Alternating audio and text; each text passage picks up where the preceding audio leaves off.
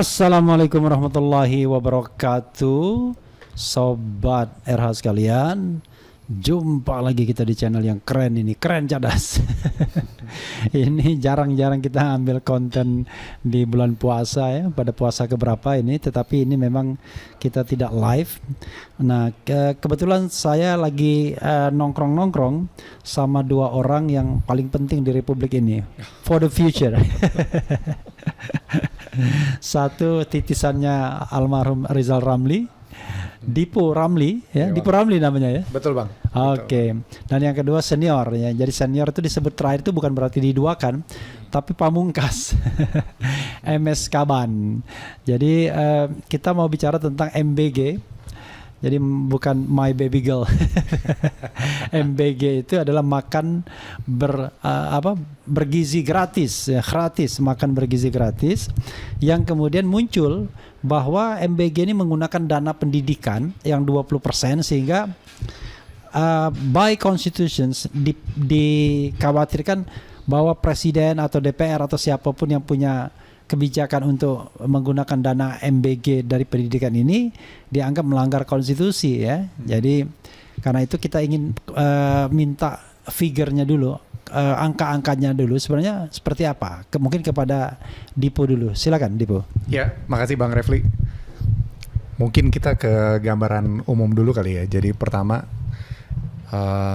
MBG itu memang cukup besar di APBN kita. Di 2026 ini memang rencana dipakai 335 triliun. 335 triliun itu hampir 9% dari total APBN kita. Ya, jadi yang pertama memang ini sangat besar jumlahnya.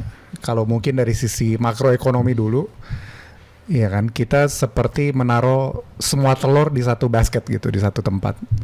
Ya kan, jadi kalau program ini gagal, ya kan, itu sangat mempengaruhi pertumbuhan ekonomi, ya kan, karena dia 9% dari APBN. Lalu tadi abang nanya soal yang kedua, soal ini berapa besar sih dari anggaran pendidikan. Jadi seperti teman-teman tahu, anggaran pendidikan itu 20% dari APBN harus, anggaran 20% itu harus untuk pendidikan. Ya kan, dan itu totalnya sekitar 769 triliun. Nah, dari 769 triliun ini, apakah ada dana yang memang dipakai untuk MBG?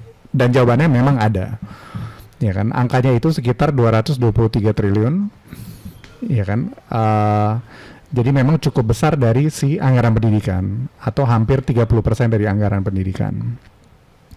Jadi kalau misalnya APBN ini tanpa MBG, ya kan, yang 20% itu sebenarnya turun jadi 14% hanya gitu. Apakah ini melanggar undang-undang? Mungkin Bang Refli lebih tahu ya jawabannya. Tetapi kalau saya melihatnya memang di akhir tahun lalu itu ada Undang-Undang 17 tahun 2025 dan memang itu di definisi pendidikan dirubah, anggaran pendidikan. Dia jadi meliputi penyediaan operasional sekolah gitu, dan di lampirannya disebutkan secara spesifik memang makanan bergizi gratis itu memang termasuk gitu ya kan. Jadi itu mungkin yang pertama ya. Jadi dia memang mengambil anggaran pendidikan, dan bila tidak ada MBG, anggaran pendidikan itu yang murni menjadi hanya 14%, ya kan, jauh di bawah angka 20% yang ditetapkan oleh undang-undang. Jadi for sure ya, kalau tidak ada MBG itu 14% cuma ya. Iya, sekitar angkanya 14%. Jadi dalam ini little bit tricky gitu ya. Iya. Okay. Tapi apakah itu legal ya? Mereka sudah melalui proses undang-undang APBN ya. Ya kan, dimana itu disetujui DPR. Ya. Mungkin tadi kayak abang juga sempat nanya soal ini multiplier efeknya apa sih si MBG?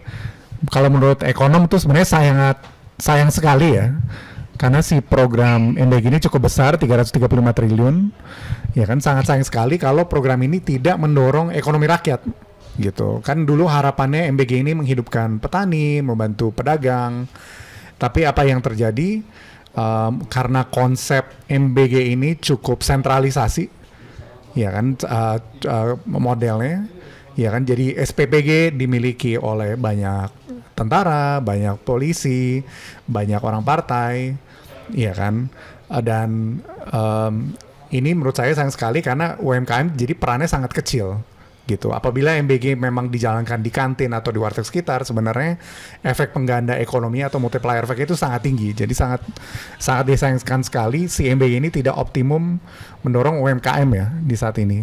Bahkan ada beberapa kasus, contohnya saya dengar misalnya di kedelai, awalnya kedelai itu boleh langsung supply ke SPPG. Tetapi baru-baru ini di awal Januari tiba-tiba mereka harus melalui PT Berdikari, salah satu anak perusahaan Food ID. Ya kan, jadi tadinya rantai pasoknya cukup clear, bisa langsung ke SPG, ini ditambah satu layer. Tetapi si PT Berdikari ini sendiri sebenarnya belum siap. Dia tidak punya gudang, dia tidak punya truk, dia tidak punya kemampuan distribusi. Jadi apa yang terjadi? Harga kedelai itu naik Rp1.000 per kilogram dari awal Januari sampai awal Februari. Ya kan, dan menurut saya itu sangat sayang sekali, ya kan, dimana sebenarnya secara mungkin pasarnya udah ada dan sebenarnya pemainnya sudah ada, tetapi karena dipaksakan ada agen baru ini, ada satu pemain, satu layer yang baru, ya kan, sayang sekali. Jadi harga kedelai, dan akhirnya itu yang rugi adalah rakyat semua, dan itu menurut saya sangat-sangat sayangkan, karena kita tahu juga MBG ini memang sudah meningkat, ada potensi untuk meningkatkan inflasi makanan. Jadi kemungkinan inflasi makanan. Kalau misalnya project ini efisien, ya kan, sebenarnya seharusnya tidak ada food waste atau sisa makanan yang berlebih, ya kan. Tetapi di saat ini salah satu concern beberapa pelaku pasar bahwa memang ada food waste ini di program MBG. Jadi sayang sekali karena tidak optimal ya. Padahal MBG ini sangat-sangat bisa mendorong ekonomi. Ya kan, tetapi karena eksekusinya sangat sentralistik, contohnya Danantara ada rencana untuk bangun peternakan ayam 20 triliun. Ya kan, bagaimanapun juga kalau di ekonomi itu namanya crowding out. Jadi dia mendorong agar pihak swasta tidak masuk gitu. Kalau swasta misalnya ada temen dia petani kecil, dia peternak ayam kecil, kalau misalnya melawan Danantara, dia juga takut, ya ngapain saya invest, mendingan saya keluar sekarang gitu. Ya kan, jadi yang ada dari hulu ke hilir ini terlalu dikontrol oleh pemerintah, dan itu sangat-sangat sayang sekali. Ya kan, ada yang bilang MBG ini menciptakan lapangan pekerjaan banyak gitu, tapi kalau ekonomi dia selalu mikir trade off. Ya kan, apa yang digantikan? Ya kan, mungkin dengan ada SPPG baru dia bisa mempekerjakan banyak karyawan, tapi di lain sisi ada warteg yang ditutup atau ada kantin yang ditutup. Ya kan, pada akhirnya kita harus menghitung net-netnya berapa nih, berapa yang diperjakan, berapa yang ditutup juga di lain sisi. Gitu. Jadi ada, menurut saya karena ini sangat terburu-buru, dan menurut saya ini sayang sekali MBG sangat terburu-buru, planningnya kurang matang. Mungkin belajar dari Pak Jokowi, ya kan, tidak ada perencanaan yang matang, tidak ada studi kelayakan gitu. Jadi mungkin eksekusinya sangat-sangat lemah gitu MBG. Ini ada dua hal ya yang kadang-kadang mengganjal di negeri ini kalau kita lihat program-program ini. Pertama, program MBG ini program yang pasti menyerap anggaran yang luar biasa. Dan orang Indonesia ini, mohon maaf, begitu ada anggaran besar sudah mulai itu tanduknya keluar semua kan. Itu satu. Yang kedua adalah ini program sepertinya adalah hidup dan mati pemerintahan sekarang.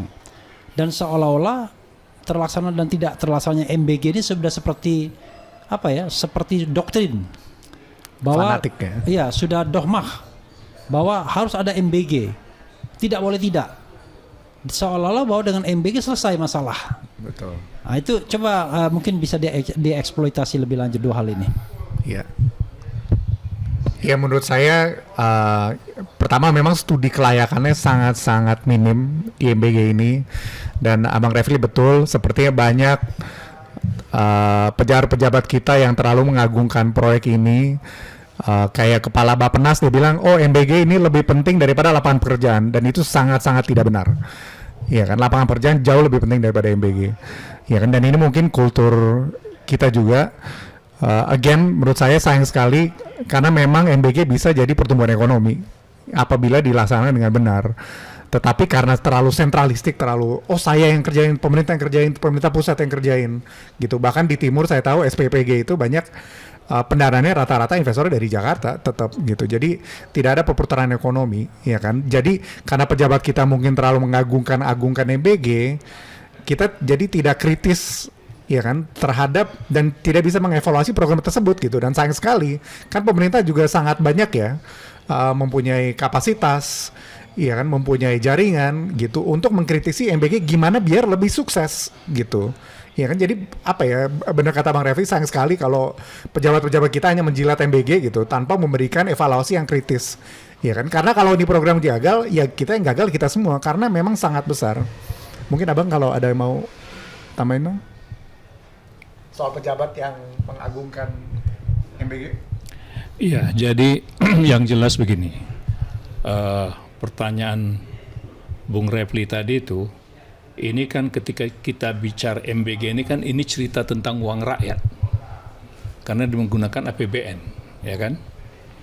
Jadi uang yang bersumber dari rakyat, kemudian dengan ada satu program yang disebut dengan makan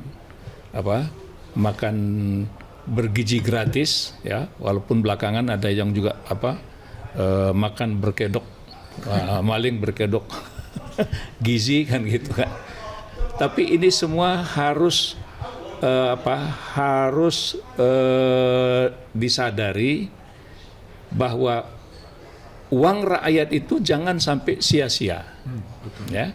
Uang rakyat itu jangan sampai sia-sia. Uang rakyat yang dipakai itu dia harus betul-betul juga menimbulkan efek kesejahteraan, kemakmuran, dan kemudian program ini apakah betul-betul menaikkan gizi, ya, menaikkan gizi anak-anak, ya, anak-anak. Konsentrasi adalah pendidikan kan, anak-anak didik gitu. Nah, jadi saya melihat bahwa gini, karena ini menggunakan uang rakyat dan kemudian dalam Undang-Undang Dasar itu eksplisit, ya kan? Undang-Undang Dasar kan eksplisit mengatakan 20% untuk pendidikan. Nah, sekarang dipakai, ya, tadi antara 7 sampai 14% ya. Sisanya jadi 14%, jadi sekitar 6%. 6% yang dipakai. Berarti kan dana pendidikan itu tidak lagi 20%. Betul. Nah, sementara bahasa undang-undangnya adalah 20% adalah pendidikan. Nah, ini kan menimbulkan pertanyaan gitu. Ya, apakah ini tidak melanggar undang-undang kan gitu. Nah oleh karena itu saya ajak jangan sampai program ini akan menimbulkan masalah besar di kemudian hari, terutama tentang pendistribusian, pemakaian, penggunaan uang rakyat ini gitu. Nah, kalau model yang seperti sekarang jelas bahwa itu terkonsentrasi, ya, hanya pada kelompok-kelompok tertentu, orang-orang tertentu. Jadi efek kemakmuran, efek kesejahteraannya itu saya yakin itu tidak signifikan. Nah, kemudian bagaimana efek gizi terhadap pelajar juga jadi pertanyaan. Nah, disinilah perlu bagaimana orang-orang yang terlibat. Nah, kan aneh. Satu sisi ini adalah uang rakyat, tapi banyak anggota-anggota DPRD, ya, anggota-anggota DPR yang terlibat. Ya, apakah ini tidak menimbulkan masalah? Konflik kepentingan. Ada konflik of interest, gitu ya. Ada konflik of interest. Nah, oleh karena itu ini perlu ada semacam saya nggak tahu nih bagaimana parlemen sekarang, ya, bagaimana parlemen sekarang untuk mereka sebagai orang yang melakukan kontrol, ya, melakukan kontrol terhadap penggunaan APBN, ya, untuk kepentingan ini, nah, sehingga betul-betul efektif mencapai sasaran. Walaupun sementara ini kritik evaluasi kecaman terhadap pelaksanaan MBG di lapangan itu sangat luar biasa, ya. Nah, sampai yang jadi pertanyaan besar itu juga bagaimana masyarakat di Papua, ya, masyarakat di Papua mereka berbondong-bondong, kita lihat di media sosial, melakukan protes dan menolak MBG. Nah, ini kan jadi pertanyaan. Jadi sampai sejauh mana sebenarnya parlemen, anggota-anggota DPR dalam mengawasi, ya, dalam mengawasi penggunaan dana-dana APBN ini, karena kalau sudah timbul persepsi bahwa ini melanggar undang-undang, ya, nah tentu ini harus dijawab oleh anggota DPR, karena kita banyak pengalaman ya, pelanggaran undang-undang yang dilakukan oleh presiden, itu menjadi presiden tidak bagus bagi presiden, kalau boleh dikatakan juga terlalu mahal harga ketidakadilan itu ya, jika dana-dana rakyat ini tidak mencapai sasarannya. Itu dari saya. Betul. Mungkin sekalian nambahin Bang, mungkin di level makronya juga, kan kita memang keuangan negara fiskal kita kurang baik ya di 2025. Dan angka Januari baru keluar beberapa hari lalu, dan itu pun defisit juga. Angkanya kalau tidak salah 0,21% sudah defisit, dan itu cukup besar karena itu hanya buat bulan Januari. Alasannya kenapa? Kalau dilihat angka-angkanya memang kita semacam front loading buat pembiayaan MBG. Ya kan, jadi ke spending MBG ini sangat naik cukup signifikan di Januari ini, sehingga mengakibatkan itu keuangan kita agak kegerus gitu pembiayaannya. Ya kan? Dan ini menurut saya sangat-sangat berbahaya kalau kita tidak berhati-hati seperti yang tadi Abang bilang. Kalau misalnya MBG tidak menciptakan pertumbuhan ekonomi, ini sangat-sangat berbahaya buat fiskal kita secara keseluruhan. Itu Bang. Ya, saya pikir itu. Yang penting bagaimana parlemen ya bertanggung jawab untuk melakukan pengawasan ya, terhadap penggunaan dana-dana APBN yang jumlahnya saya pikir dalam periode ini ya mendekati 1.000 triliun ya. Nah, jadi kalau 1.000 triliun itu ternyata lebih banyak mengalir ke atas daripada ke bawah, itu kan menimbulkan ketimpangan lagi. Ya, menimbulkan kesenjangan, dan kemudian target untuk memberikan kemakmuran itu jauh gitu. Iya. Ya, itu. Iya. Dan cukup aneh ya, parlemen itu tidak dia juga ada beberapa yang berbisnis, iya kan, tetapi juga di program pemerintah, jadi check and balance-nya nggak jalan. Apa tuh Bang solusinya Bang mungkin? Iya gini kan, tadi saya kira kita semua tahu lah, banyak contoh-contoh yang di masa lalu ketika presiden itu diisukan melanggar konstitusi, itu punya dampak politik yang besar dan bisa menurunkan kepercayaan, tergerus kepercayaan itu gitu. Ya, jadi menggerus kepercayaan itu kan menimbulkan reaksi-reaksi di tengah-tengah masyarakat. Saya kira apa yang sekali bagi saya menarik perhatian saya, Papua ya itu mereka melakukan demo ya tapi ini saya baca di media sosial ya, mereka menolak itu. Ini kan artinya ada program MBG ini yang tidak sesuai dengan apa yang diharapkan oleh masyarakat. Betul. Gitu. Betul. Gitu. Ya, ada pertanyaan saya ya, begini. Kita ini orang miskin tapi sok kaya kan begitu. Kalau kita lihat misalnya tekanan APBN kan, jangankan ada program MBG, dulu juga selalu yang namanya minus gitu ya. Iya. Gali lubang tutup lubang, bayar utang dengan utang. Betul. Nah sekarang ada MBG yang ratusan triliun nilainya. Dari sisi ketahanan anggaran negara bagaimana? Apakah ini bisa lanjut program ini sesungguhnya? Lalu kalau mau lanjut breakthrough-nya apa gitu? Oke, silakan. Iya, jadi si program ini sangat-sangat menekan fiskal negara, dan itu sangat terlihat karena memang selama ini beban pengeluaran kita jauh di bawah si pendapatan, itu kan defisit ya. Jadi pendapatan pajak segini, bebannya jauh lebih tinggi. Si minusnya itu kita selalu danai dengan hutang. Nah, hutang-hutang kita itu banyak sekali yang sudah akan jatuh tempo sebenarnya di beberapa tahun ke depan. Ya kan, ada beberapa yang cukup besar di tahun ini. Tetapi mungkin secara global juga kita semakin kesulitan nih berhutang. Mungkin kalau ada yang tahu teman-teman, itu ada pengumuman dari Moody's, lembaga rating, beberapa minggu lalu, ya kan, yang menyatakan outlook kita di downgrade. Artinya apa? Artinya kalau memang rating kita akhirnya di downgrade, saat ini hanya outlook di downgrade, apabila benar-benar di downgrade, kita akan semakin sulit mencari hutang. Dan sebenarnya sampai saat ini kita benar-benar sudah cukup sangat kesulitan mencari hutang. Itu terlihat di awal Januari, di awal biasanya sebelum akhir tahun, di minggu pertama Desember itu kita tidak banyak, kita stop tuh mencari hutang. Tetapi tahun lalu kita sampai minggu ketiga itu kita masih rajin mencari hutang, ya kan? Dan di awal Januari hutang-hutang yang kita terbitkan itu banyak yang hutang jangka pendek. Sedangkan kita pembayaran kita adalah jangka panjang, jadi ada mismatch juga di situ. Jadi tidak cocok antara apa yang kita hutang yang kita dapatkan dan kebutuhan yang kita perlukan. Nah, lalu juga tiap kali kita berhutang bunga kita semakin tinggi tuh Bang. Jadi itu sangat-sangat terlihat kesulitan kepercayaan investor luar untuk mendanai kita semakin sulit gitu karena tata kelola dan sebagainya macamnya. Ya kan, jadi apakah MBG ini memberatkan? Sangat memberatkan. Seperti yang dilihat di angka Januari, defisit kita cukup tinggi itu karena kita front loading atau kita pembiayaan MBG benar-benar kita lakukan di depan.